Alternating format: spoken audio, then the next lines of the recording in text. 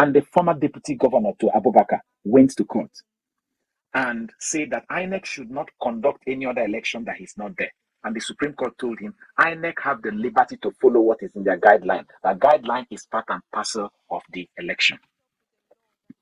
And the Supreme Court also went on to say it times without number that the guideline published by INEC and the training manual published by the INEC is part and parcel of the law.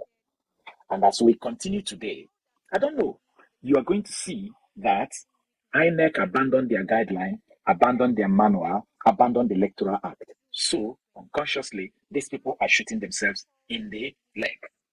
So let's just continue to listen to their last argument. Told the court that the U.S. Embassy in Nigeria cleared Tinubu of any crime. Did you hear what this just said? More indictment. Arguing on Mr. Obi's prayer for a rerun should... They used their mouth to say that U.S. Embassy in Nigeria cleared someone. U.S. Embassy is now in the court of law. Just you see how low they can go in their argument. But I like the way Labour Party always deal with them. While they are grappling like people who are swimming, these guys are pointing them to the law. So let's just go ahead. So the court declined to declare him president. Mr. Olanipekun said the Labour Party flag bearer would not be allowed to participate in the process because he came third in the race. The senior lawyer said the law only provides for Atiku Abubakar of the People's Democratic Party, who came second in the contest, to participate in a rerun should the court decide so. Assuming without conceding, even if there is going to be a rerun, Mr. Obi, the lawyer, said, will not be qualified to run. May I urge my lordships to dismiss this petition? It is an expedition, Mr. Olanipekun said. On his part, APC's lawyer Lateef Fagbemi, also a senior advocate of Nigeria, adopted the closing argument of Abubakar Mahmood and Wale Olanipekun in the suit. Fagbemi said Obi failed to prove polling unit by polling unit INEC's failure to transmit polling unit results electronically. This is abysmally lacking in the suit, arguing that Mr. Obi ought to have proved non-compliance with the electoral law in all polling stations across the country. The issue of run is a two-horse race between the two leading contenders, referring to Mr. Tinubu and Atiku, urging the court to dismiss the petition. Meanwhile, Peter Obi's lead lawyer, Levi Uzoku, told the court that Mr. Tinubu labored in vain to defend his case, contrary to Wale Olanipekun's argument over the use of IRF during the election. Uzoku referenced the Supreme Court decision on former Osun State Governor Adeboyega Oyetola against Ademola Adeleke, saying the Apex Court held that IRF is part of the electoral process. Mr. Uzoku and SAN contended that an election in which over 8,000 blood election results were uploaded on IRF is a flawed election. He further told the court that Bola Tinubu was declared the winner of the election based on a flawed process. It is not in doubt that the second respondent, Mr. Tinubu, forfeited $460,000 being profits of narcotic trafficking in the US. They don't want to hear that, Mr. Uzoku stated. He said Obi's petition was not abandoned, as he insisted that his team had led credible evidence to aid their client's case. Levi Uzoku later urged the court to grant Peter Obi's prayers and dismiss the respondent. After taking the arguments of lawyers to parties in the suit, the court adjourned for judgment. As a constitutional issue. Okay. So we addressed this sufficient. Good. Can you give me that? While we talk, let me highlight what happened. If you show me whatever Supreme Court have here, did you notice that when the Labour Party lead lawyer, no, the other one. Okay, this is even good. Yes, beautiful. This thing is a statement quoted directly by the Supreme Court. In that case that Levi Uzoku referenced, when he opened his mouth, the first thing he did was just like, if you've seen the lawyer, if you've seen lions chasing kangaroo or chasing other animal in the forest, they go for the jugular. Immediately, the Labour Party lawyer opened his mouth. The first thing he said was to quote the Supreme Court, where Supreme Court has ruled in election matter, relying on 2022 Electoral Act. And this is what the Supreme Court said in the case of Oyetola versus Adeleke. The Supreme Court expressly did not mince word. They said that the collation system and result viewing portal, the collations, you can see it in II if you're reading that. The collation system and result viewing portal are different from the National Electronic Register. But before then, it says here, the result transmitted to the result viewing portal is to give the public at large the opportunity to view the polling unit result on election day. It is clear from the provisions of the regulation. Now, my people, what regulation are there is Supreme Court referring to? INEC regulation. It is clear from the INEC regulation, section 38, subsection I and II, that the collation system and result viewing portal are different from the National Electronic Register. And then let's start from the beginning. It says, as their names depict, the collation system, remember that APC people say that the collation does not need electronic this. They say the collation system and INEC result viewing portal are what? Are part of the election process and play particular role in that process. Please. Gloria, please, can you hear me? Please, can you read the first three lines? Use this your lady's voice to read the first three lines for our viewers. That is Supreme Court talking. When you're reading it, you're quoting Supreme Court. Can you read it, please? Okay, Gloria, I'm missing you. Madam, can you read the first three lines, please? The first three lines. As their names depict, the collation system and the INEC result viewing portal are part of the election process and plays particular roles in that process. But if he's a Democrat and the court annuls your election, you step down, go back to the field. And I don't think they would do it. INEC is already begging for a rerun election, even though they're giving caveat. If we must go back to the field, we don't want Peter Obi, we don't want Labour Party. What are they afraid of? We are happy to go back to the election, but please don't give us Peter Obi, don't give us Labour Party. Isn't that funny? So, I don't know. That's it. Honestly, okay, sorry. Yeah, Gloria. Yes, thank you. I have a question, and it's regarding. Usually, you always mention Supreme Court that regardless of the judgment of the appeal courts, that we are still going to wait for the Supreme Court to give their judgment, because disagreeing parties will definitely go to Supreme Court. So I want to find out: is it that this current appeal judgment it's not going to hold so much water, and then the judges that we're going to meet at the Supreme Court are there still going to be these 5 justices that are in charge of this current election petition tribunal? Okay, let me explain it. The reason why I say so is the Supreme Court is like the Senate of a university. No matter what happens, the Senate must approve your result before you graduate, isn't it? Yeah. So you have to make sure that you fulfill all those conditions that the Senate must look at before they approve your result. But does that mean that you don't need your supervisor to approve your project? Does that mean that you don't need the result of the so-and-so? But it's the Senate that will say, no. We don't even like this way you scored this person. Go and remark the script. It's the Senate, isn't it? So you should be thinking, how will the Senate assess me? Okay, so let's bring it back to this whole process. There won't be any hearing again. There won't be any presentation of witness again. So the appeal court is it's called in this case, the trial court. All the trial, all the gathering and submission of evidence is completed at the appeal court. And then there are 5 men. They will do their judgment. You remember I explained it. Was it yesterday or day before yesterday? Each judge will independently review the whole situation and write his or her own judgment independently. And then they will pass it on to the other judges. So the judge number 5 will pass to judge number 1. Judge number 1 will pass his own to judge number 2, judge number 2 to judge number 3, judge number 3 to judge number 4, judge number 4 to judge number 5. So they will move it like that until everybody have read the judgment of each party, each judge. Now, if all of them agreed on the same direction, it is called unanimous decision. But because there are 5, 3 must agree in one direction. In the worst case scenario, the scenarios here is that 4 may agree against 1. All 5 may agree in the same direction. It becomes unanimous. If 4 agrees in one direction and 1 didn't go the other way, it becomes a dissenting judgment.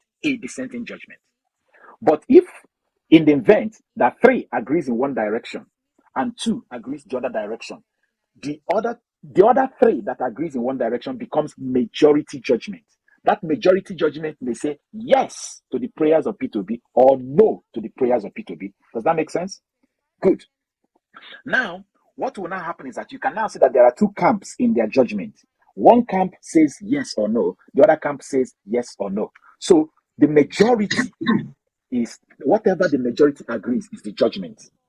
So what will now happen is that they will elect one person out of that three that agrees in one direction to write the summary of the judgment of three of them, thereby picking the points of each person. And it is called the lead judgment. That summary will be called the lead judgment. Then the other two, who are the minority people, will now go and appoint one person that will summarize what the other two people agree, because they are tending to one direction, and it will become the dissenting judgment. And they will read it to the world. When it gets to the Supreme Court might pick that lead judgment, tear it, and throw it inside the dustbin, and uphold the dissenting judgment and say, even though they are two, they said the right thing. Okay? And what it means is that the appeal that came to the Supreme Court, because it's only the person that is in the minority judgment, the person whom the minority judgment favored, that will contest the majority judgment, that will go and appeal. It means that his appeal succeeded. Because the Supreme Court has now what they call set aside. It means the Supreme Court has set aside the judgment of the appeal court and upheld the dissenting judgment of the appeal court. So you see the steps going forward. So no judgment at the appeal court level is unimportant. All of them are tough and important, and two of them will be presented before the Supreme Court.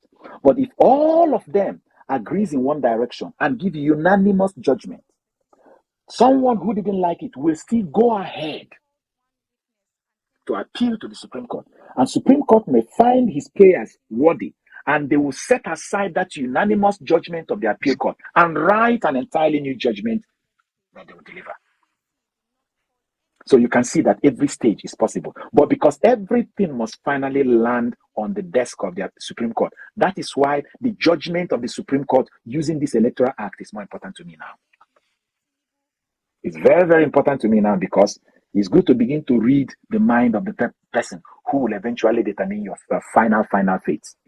Fine, it's okay, Gloria. I've seen that. So now, Nigerians, please, as you go home, the reason why you should go home and be arrested is because this case is getting to the Supreme Court. And this is what the Supreme Court said just May this year. This year, May. This is August. 3 months ago. That was Supreme Court judgment 3 months ago. And by the time Supreme Court made this statement, even the Labour Party, it doesn't matter. Whereas their own regulation, in fact, the other this thing you wanted to show before, let's keep talking while you keep it there. The other slide you wanted to show before, let's keep it. Nigerians can read it as we're talking. That slide is where INEC was preaching why it is important for them to do electronic transmission. That if they don't do electronic transmission, our electoral process is going to be like before, whereby after voting, people will hijack the vote, people will change the result. And so this time around, in order to prevent all those things, they now invented this electronic system. And they went further to say that this electronic system they've invented is backed by the law. That is INEC that said it by themselves, for my people. And do you know the funny thing? Labour Party copied exactly this thing in their final address. And this is the manual, INEC's manual, paragraph 2.90 of INEC manual. So Labour Party copied INEC manual and presented it for the judges to see. So while they are speaking all this English here, electronic transmission is not important, beavers is not important, this is what their manual say. And remember that the lawyer of the APC said that the appeal court told INEC that they have a right to choose any method. Yes, the appeal court said what is in the Electoral Act. Electoral Act says that INEC shall prescribe the way the results, the election and transmission shall be conducted. Because in the previous election, they used card reader, you remember. But in this election, they use beavers. The next election, they may use a full scanner. So the Electoral Act has mentioned electronic equipment, but the specific electronic equipment may keep on changing. That's why every other election they want to hold, in their regulation, they need to specify the name of that electronic they will use. In the previous election of 2019, it was card reader. But in the election of 2022, it is now beavers, bimodal verification accreditation system. The next one, it might be the one you use when you are going to the embassy. But Electoral Act 2022 has already stated that they must use electronics in the verification and transmission of the result. So that is why the appeal court told them that the law give them that right. But that is what this lawyer is quoting wrongly, because eventually what they now came to publish in their manual and in their guideline, as Nigerians can see here, anybody who is reading this is not Peter Obi's lawyer saying it. This is copying. You can see the inverted comma open and close, meaning that it's a quote. They copied INEC's regulation. They copied what INEC used to train their workers. They copied what INEC puts in their document. The law recognized this document. INEC is bound by law to follow this thing they put. And INEC themselves, you can see it in the second paragraph, says the real-time publishing of polling unit level results on IREF portal and transmission of results using beavers demonstrates INEC's commitment to transparency in result management. This commitment is backed by Section 47, we have been quoting, Section 60, Section 64, and Section 65. So Nigerians, the problem here is that INEC abandoned Section 47, Section 60, Section 64, and Section 65 of the Electoral Act. They have abandoned 4 sections that had to do with the day of election. And I am waiting to hear that appeal court that will say, INEC, let us clap for you. Remember, they used their mouth to say now that the election was impeccable. Impeccable. Did you people hear it? Impeccable. How can it be impeccable when they abandoned their own regulation, they abandoned their own manual, and they violated 4 sections of the law that empowered them? Is it possible? Is that impeccable? That is not impeccable. And then they were talking about the issue of the forfeiture. Now, we have discussed this issue of the forfeiture times without number. And yesterday, when we were discussing yesterday, we made mention of mischief rule. The mischief rule. What is mischief rule in law? Mischief rule in law says if there is a law that is existing, and despite the fact that there is a law, people are still finding loophole to manipulate the law. The lawmakers, like the National Assembly, may gather together and say, there's a lot of loophole in our law. Let us correct this loophole. They will say, okay, what is that loophole? They say, we have noticed that this bail, when someone shoots somebody, as long as that person is able to pay 10,000 naira, the grant bail, and the person will run away. It's too weak. Let us make it hard for the person to be able to run away. They say, okay, if there's an allegation about someone who killed somebody, we are going to make sure that he's not going to be granted bail. Even if he's going to be granted bail, there will be a tracker in his body. He will not be given his international passport, so he will not vanish. Do you understand? So the mischief they are trying to cure there is the inability of someone to escape after being granted bail. Therefore, if that new law is signed, if that new act is signed into law by the president, anybody who commits an act that is grievous, like shooting someone, can no longer be granted bail. And even if the person is granted bail, certain documents, certain measures as outlined in the law must be carried. So the mischief of our Electoral Act is what they are quoting here. INEC is mentioning the mischief here. INEC is trying to say with their mouths that before now, after election is conducted, we notice that what happens, they will snatch the ballot, they will rewrite the result, they will do all kind of nonsense. So let us try and see if we can stop it by creating a method whereby we can upload our result in an electronic format, so that when we get to the point of collation, it becomes a challenge for them. Now, that is the mischief the Electoral Act 2022 is trying to cure from the previous Electoral Act. And what INEC did was to take up the Electoral Act 2022 and cut off the same mischief they wanted to cure and return the process back to Electoral Act 2010. And you can see that they bungled it. And you know where? God will bless this man, Kopi to be. There is a way God helps him. I think for APC to go to court in Osun State to challenge Adeleke was the greatest mistake they made. If they knew, they would have kept quiet. Because if they had kept quiet now, there wouldn't be any precedence on Supreme Court judgment based on Electoral Act 2022. But by going to court and challenging Adeleke's election, Supreme Court has now told them how they read and interpret Electoral Act 2022, especially with respect to uploads to IREF. So God has gone ahead of P2B to fight this battle for him even before the case started.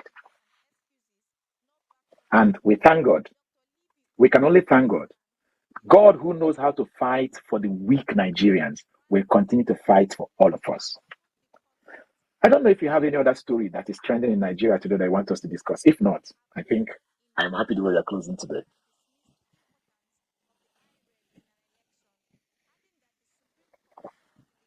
Have you got anything? There was.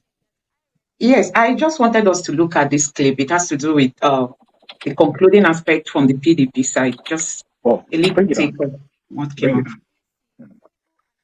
People's Democratic Party, PDP, Alhaji Atiku Abubakar filed to nullify President Bola Tinubu's election. The Justice Haruna Samani-led 5-member panel okayed the matter for judgment after all the parties adopted their final briefs of judgment. While adopting their final written address, Atiku and the PDP, through their team of lawyers led by Chief Chris Uche, senior advocate of Nigeria, urged Tinubu was not qualified to contest the presidential poll held on February 25. Alternatively, the petitioners urged the court to nullify the entire outcome of the presidential election and order a rerun or fresh contest. Atiku and his party alleged that the Independent National Electoral Commission (INEC), despite receiving over 355 billion naira for the conduct of the election, deliberately bypassed all the technological innovations it introduced for the purpose of the 2023 general elections. They contended that INEC of the Electoral Act when it refused to electronically transmit the results of the presidential election. On the issue of the transmission of election results based on new provisions in the Electoral Act, were all in agreement, including the INEC, received in election management. The essence of the innovation was to enhance transparency in the collation of results, which was an area where we usually had problems, and not the actual election. And secondly, to strengthen the integrity of the result declared. We had an action, and we brought video evidence by INEC chairman showing that the electoral body indeed chose an option. It is our contention, and it is hearing evidence, that witnesses admitted that results from the National Assembly election were transmitted, but that of the presidential election was not. 300 billion naira was deployed for the election. Therefore, INEC owes this court and the nation an explanation. It is a submission that there was.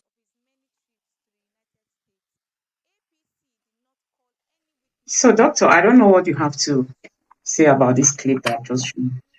Yeah, you see, I like that statement where the PDP pointed out by themselves that whatever they call a glitch was self-inflicted. It was a deliberate act of the INEC to bypass the provisions of the law, the use of the equipment as prescribed by the law, so that they will deliberately manipulate. Okay, like it says here, it is a submission that there was no technical glitch on election day. Rather, there was a deliberate bypass of the technology in order to create room for the manipulation that eventually took place. Now, if we look at this and refer to it to what they said in their manual, you see that what they did was to deliberately cause the so-called glitch so that they would push us back to the same error they told us they wanted to cure. So what Atiku is saying and what they were saying is that by not doing that thing they said in paragraph 2.9.0 of their guideline, they have exposed the whole election to the same thing they used to be afraid of in our electoral process. Simple. If you say that, the reason why armed robbers barge into shoplifters barge into a shop is because the shops don't have alarm system that will make it when someone touches the door, the alarm goes off. And then you went and demobilized the alarm that is installed. What have you done? You are indirectly saying, hello, shoplifters. Even though there are the installation of alarms, you can still have your way because we have demobilized what? The alarm system. The alarm system was installed to make it impossible for shoplifters to penetrate. So that when they touch the shop gate or they touch the shop door, the whole alarm will go on. And then the alarm was installed, the alarm was tested, the alarm was even used in a smaller shops. Everything was working. You train your security people on how to use the alarm. And then on the big day, when you used to be afraid of shoplifters, you deliberately, according to article which everybody believe, now let's say that the shop has sections where they say jewelries that are expensive, diamonds, gold, platinum. Let's consider that to be our presidential election. And then there is another section of the shop system, the shopping mall, where they sell things like, the trainers, sneakers, shirts, all those kind of things. So let's consider it like the House of Rep and what have you. Now you decided to go and demobilize the alarm system in the section of the shopping mall where they sell expensive things like jewelries of gold and silver and platinum, and made it active where they sell ordinary shoes. And you blame the alarm equipment company. The alarm equipment company say on the day, because like overseas, when every houses have the alarm system, when anything happens, it sets off alarm in their office. And the office people are saying, we didn't get any alarm. And you're saying there is a breach because you actually demobilized the alarm system by yourself. That is what INEC did. And by the time they demobilize it, the wiring and everything is still there, but armed robbers were still able to go and do shoplifting. That is what INEC did. INEC made it possible for politicians to shoplift our presidential election by demobilizing the alarm system that is supposed to catch them. So they colluded. They colluded with politicians to rob us of our presidential election. And I keep saying it. Any judge, there is something somebody said today when I was discussing with them on phone, a senior lawyer like that. He said, if the court endorses what INEC has done, they have killed the Electoral Act, because the politicians will never allow IREF to work again. That the only way this Electoral Act 2022 can be given its power is by the court wielding the big stick on the politicians in this case. The moment they find any way to circumvent it, forget it. This Electoral Act is dead and buried. So this judgment is not just about Labour Party getting justice. It is also about securing the so-called beavers that costed $1 billion. It's also making this Electoral Act to become an effective document that we can rely on. This single judgment will cost Nigeria more than a presidential election. It will cost Nigeria more. They can take these beavers, burn it, throw it away, because it will become utterly useless. If their judgment does not tie the hand of INEC by forcing them to go back to the law that the president signed, they have destroyed $1 billion. They have destroyed the confidence of Nigerians. They have destroyed our hope in democracy. And God forbid, look at what is happening in Niger. Military took over and people are rejoicing.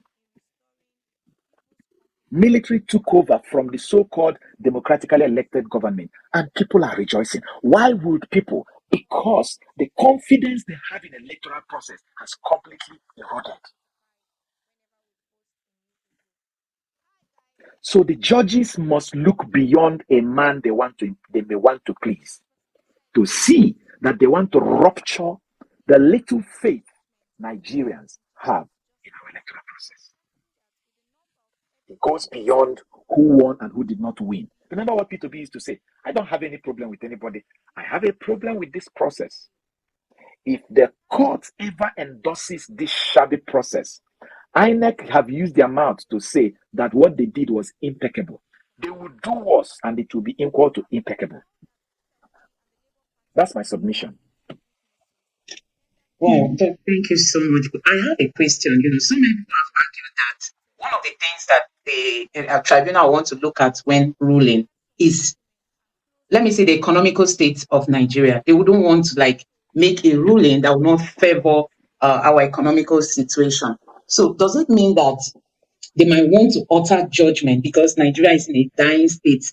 I mean, financially, because we know that Atiku is asking that this election be cancelled. Even Peter Obi is saying that he should be declared the winner or this election should be cancelled. So my question is that seeing that we are in a very critical state economically, is that going to affect the decisions of the judges in any way? Okay, let's look at it this way. Peter Obi said during the Twitter space on Sunday, was it on Sunday or last week? On Saturday, during the Twitter space, that one of the goodwill, one of the reason why people make investment, secure their investment and what have you, in countries like Switzerland, United Kingdom, USA, is because of the faith they have in the rule of law. So if the judges become sentimental, they will crash people's faith in the rule of law. And when they crash people's faith in the rule of law, the all-share index of the Nigerian Stock Exchange put together, the whole Nigerian Stock Exchange, 3 big companies, maybe in the UK, Bank of America, Bank of England, even let's just say, not Bank of England, maybe say Barclays Bank, NatWest, and Lloyds put together. I am sure that if you check their market capitalization, it is bigger than the market capitalization of the Nigerian Stock Exchange. And when I say Nigerian Stock Exchange, I mean all the sectors put together. Do you know that when foreign investors come into our market, both the stock exchange and everything is flying? If the judges give a judgment based on sentiment, they may erode the confidence of the international community who will make foreign direct investment in Nigeria. Because they will see our justice system as a tool of the winner takes it all. But if they make a judgment that will shake the system, the confidence people have in Nigeria will shoot up, because they will say, those guys, don't mind them. They are playing. They may look like they're not serious, but if you're near their courts, they will not spare you. Those guys know what they're doing.